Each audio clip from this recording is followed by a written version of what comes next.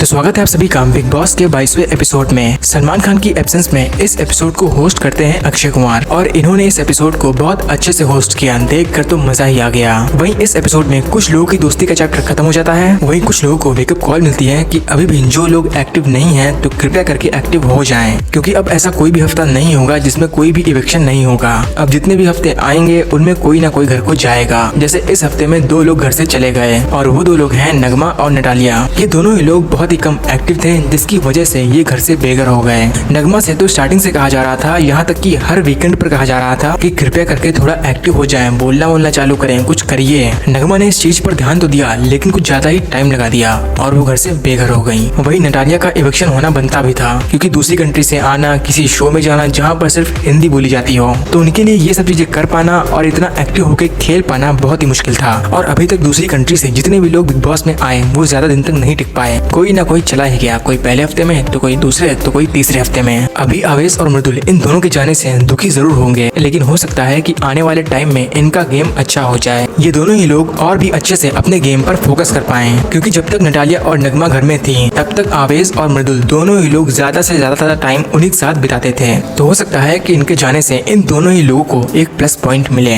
बाकी बसीर ने नेहा से अपनी दोस्ती का चैप्टर हमेशा के लिए खत्म कर दिया है, लेकिन आगे जाके फिर से अगर इन दोनों के बीच में कुछ होता है तो उसकी कोई गारंटी नहीं है। फिलहाल अभी तो बसीर ने नेहल के साथ अपनी दोस्ती को खत्म कर दिया है, और इस वजह से नहीं कि नेहल ने अमाल के साथ जो किया या फिर अभिषेक के साथ, बल्कि इस वजह से कि नेहल को लगता है कि बसीर ने उनकी डिसरिस्पेक्ट कर दी, जो कि ऐसा है ही नहीं। नेहल ने घर के अंदर कुछ लोगों को अपने एक्सपीरियंस और ट्रॉमा के बारे में बताया, तो बसीर ने वही चीज कुछ और लोगों को बता दी, तो नेहल को ये बिल्कुल भी पसंद नहीं आया और उनकी नजर में बसीर ने उनकी डिसरिस्पेक्ट कर दी, ये सब नेशनल टीवी पर बता के। लेकिन जब नेहल दूसरों को ये सब बता रही थी तो एकदम प्राइवेट था, कोई भी नहीं सुन रहा था, क्योंकि जो बाकी 100 कैमरा घर पर चलते हैं उन्होंने तो इस चीज पर ध्यान ही नहीं दिया होगा। अजीब है यार, कुछ भी बोलती हैं। मतलब आप एक ऐसे घर में रहती हैं जहाँ पर आप हर वक्त कैमरे की नजर में रहती हैं, आपकी हर चीज हर बात रिकॉर्ड होती है, तो फिर वो चीज प्राइवेट कैसे हुई? जब आपने कहा तब भी सबने सुना और जब बसीर ने कहा तब भी सबने सुना, तो इसमें डिसरिस्पेक्ट वाली बात क्या ही थी। बाकी अमाल ने भी अपनी भड़ास निकाल कर नेहल को एक्सपोज कर दिया कि जब वो कैमरे के सामने गई, चिल्लाने लगी कि उसने मेरे साथ ज्यादा फिजिकल हो गए, मुझे हर्ट कर दिया, हिट कर दिया, तो मैंने जाके सॉरी बोल दिया।